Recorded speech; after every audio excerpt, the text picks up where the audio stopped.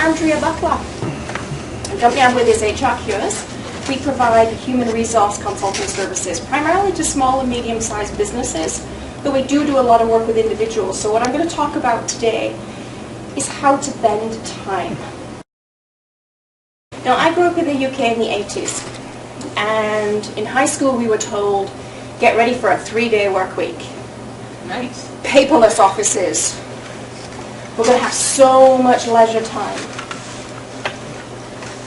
30-some years later, how many of us are working a 3-day work week?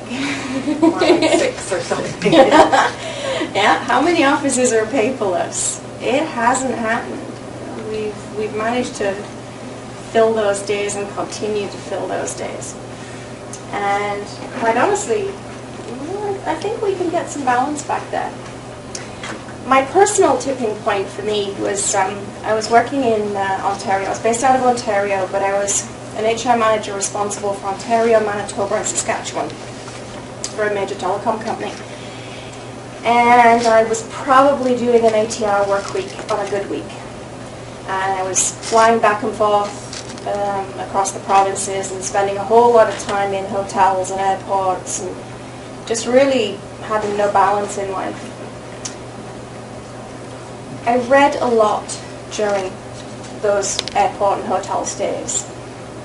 And I read a lot of great books on how to put balance in your life and how to have a great time. I didn't quite seem to have the time to do it. So that's what this came out of. Well, this presentation kind of grew out of that piece. Are we working with this? Or are we? Yeah. Ooh, what do I do? Do I just press the middle button? Nope. To the right. One of the arrows. Panic there. No. Woo. Okay. So you guys are gonna do a bit of work. So 2 questions.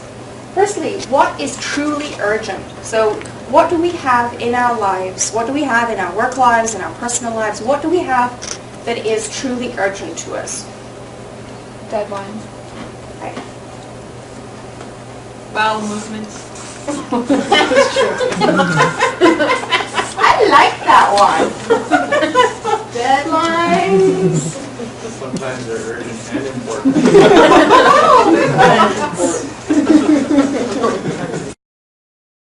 So someone else's urgency. Yeah. Okay. So what are some of the other things that are important? That's where I put family and your job.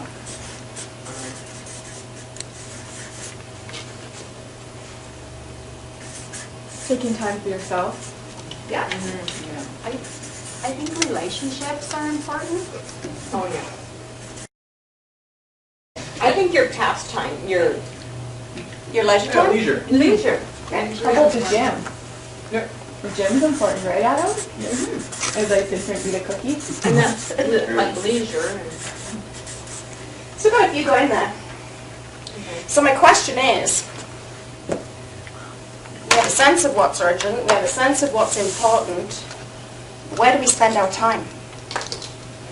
Would you say it's fairly evenly split? Would you say there's more down here? Would you say we spend more time up here? Typically? Everything seems to have an urgency to it now. Wow. And that's where sometimes this piece comes in too. It may not be, it may not be urgent for you, but sometimes it's other people's urgencies, it's other people's deadlines, it's other people's demands. So That make it urgent for you. That's exactly. So who has read Stephen Covey's 7 Habits? I started. I got to the place where I had to write my Mission statement. And you stopped. my I'm a mom, I'm a housewife, I run my own business, I volunteer with multiple organizations. I'm constantly going. Run, run, run, run, run. I'm a neat freak at home, so the house is always clean and tidy. I'm one of those people that my friends hate. Because I seem to have it together. And the only reason I have it together is thanks to Stephen Covey. And that's what I'm going to teach you today. Because learning the difference between urgent and important was my tipping point as to how do I bend time and how do I get more time in my day. So in your binders, there is actually a blank, a somewhat blank sheet. There's a quadrant on there with 4 quadrants. So what is, it's there for you to be able to fill in some blanks. So you have the presentation, but you also have a sheet that will give you an opportunity to put some of your own notes in. We're going to go back through some of those things that we talked about as to where we spend time in our day. So you'll see on the quadrant, we have 4 quadrants. It's kind of small, but quadrant 1, quadrant 2, quadrant 3, and quadrant 4. So quadrant 1 are things that are important and urgent. Quadrant 2, not urgent, but still important. See where I'm going? Down at the bottom here, quadrant 3, not important, but urgent. And quadrant 4, not important and really not urgent at all. So, we've had a couple of things thrown out here. So one of the ones that I really liked was, other people's deadlines, other people's urgencies. Where do you think that might fit? So let's just put a few in here. So now, there'll be different ones that will resonate with you as an individual. And that's why, I would encourage you after this presentation, or later today, or the next few days, take a look at this quadrant and see where you spend some of your time. To me, urgent is life-threatening. Well, that's just it, isn't it? It depends on what one's interpretation is. To me, urgent is life-threatening. I put as little as possible in urgent. So how would you define it yourself there, Andrea? How would you define urgent? And that's the interesting thing, is because people do put their own definitions on this.